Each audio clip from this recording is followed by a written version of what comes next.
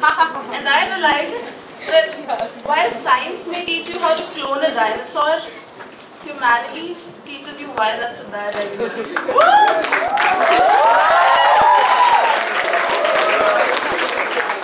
So in the 10th grade, the year when students are required to opt for their subjects, I decided that the visual arts is my true calling.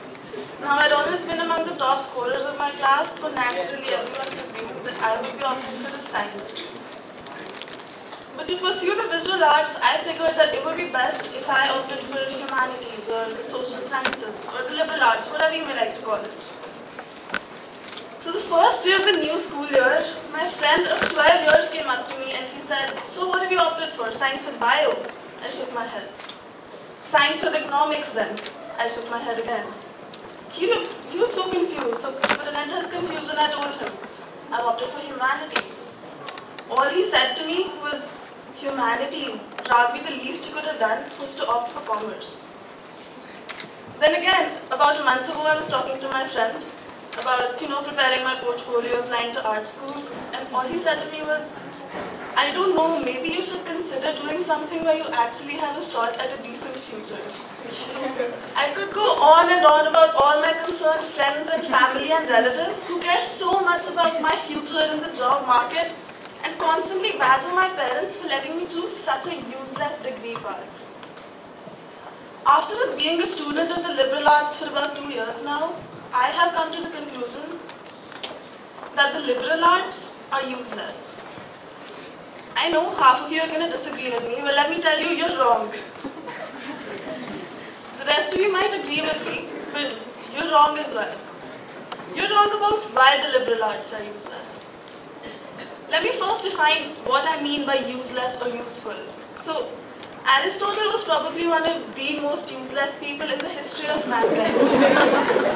I mean, sure, he initiated many of today's modern scientific disciplines, but he was a philosopher. And moreover, most of his theories were later rejected.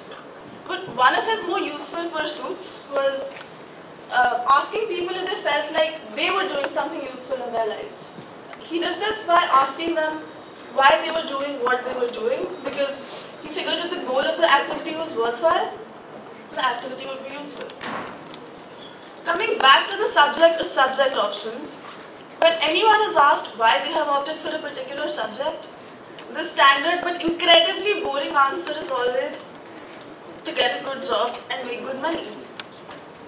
Which is why it makes sense when someone says, "I'm studying business," because everyone knows that accounting is a known way of making good money. It makes sense when someone says, "I'm studying medicine," because everyone knows that being a doctor is a known way of making good money. But then, when someone says, "I'm pursuing an education in the liberal arts,"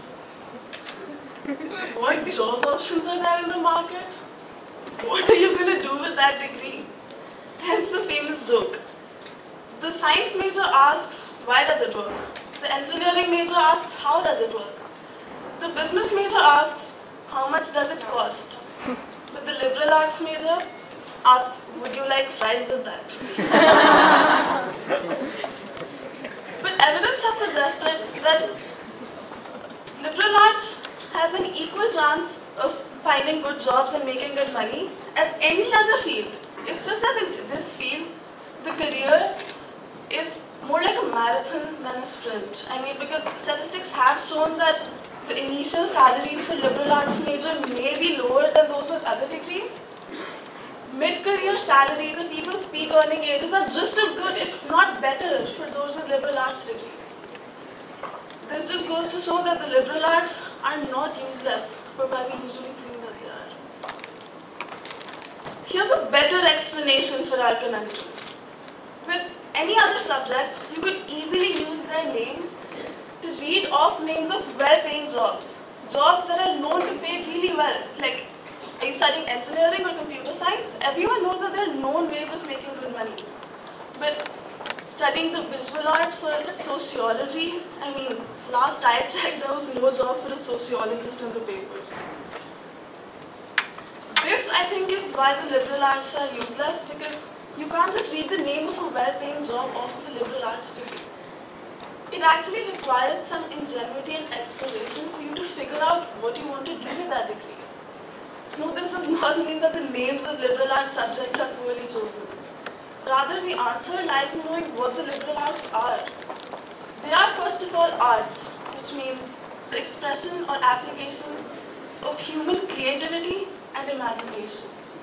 And they're liberal, which means worthy or suitable for a free person. Thus, while technical or vocational educations may make you useful to others for some specific purpose, an education in the liberal arts does not do so, and nor should it for all good measure, because the primary purpose of such an education is to make sure that an individual is a responsible, active, and free citizen, and enable an individual to think clearly, comprehensively, and compassionately. So when anyone ever asks you, what are you going to do with that degree? The shortest response is just a look of puzzlement. And short and polite response is, that's a good question.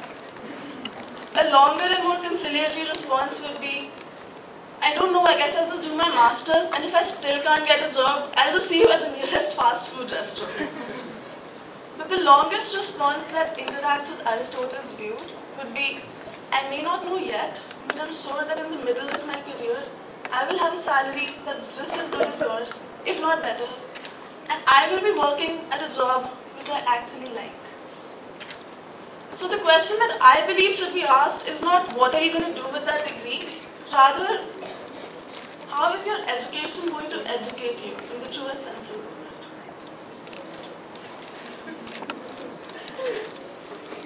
But here's a question for you guys. Why should you care about this apparent futility of the arts?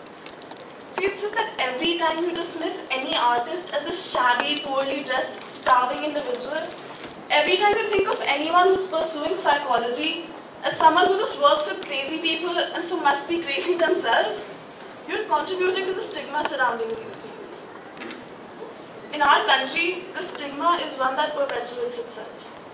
Humanities is considered to be a stream for, well, useless students. And students who may not have performed that well in school-related academia till the 10th grade are nudged towards these subjects.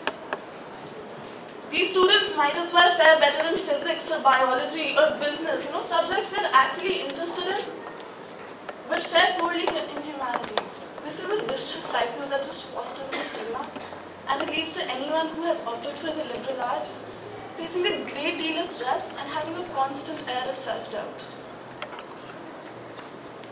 In our country, it is so obvious that the state of the arts is anything but state of the art. This opinion is reiterated by the fact that Delhi University, one of the premier education institutes of our country, located right here in the capital, offers barely any degrees for males to pursue these subjects, as they're only offered in all girls' colleges. Humanities is a definite no for males and is not a stable career choice. It's presumed that the fairer sex is the only one who opts for these subjects because it's not a viable career option for men who need to provide for their families. Our country has had some of the most advanced civilizations in the past, such as the Indus Valley civilization. And ancient Indian knowledge of the liberal arts in fields such as psychology or philosophy or painting have actually contributed to building of this reputation. But these indigenous arts and knowledge systems, which brought so much repute and fame to this region, are eroding, they're dying out, all because of this attitude towards the arts. Like, the Jamawar weaving system of Kashmir is actually extinct now, all because information about this has not been passed on to future generations. I know that there's always going to be people who continue to ask me why I opted for an education in the liberal arts when I was, and I quote, capable of so much more. But I believe that we really need to realize the worth of a liberal arts degree. Because while the left-brain abilities that powered the digital age are still necessary, I don't believe that they're sufficient. And it's those capabilities that were once thought frivolous, the right-brain abilities of ingenuity, joyfulness, trust, and knowledge that will increasingly determine who flourishes and who flounders.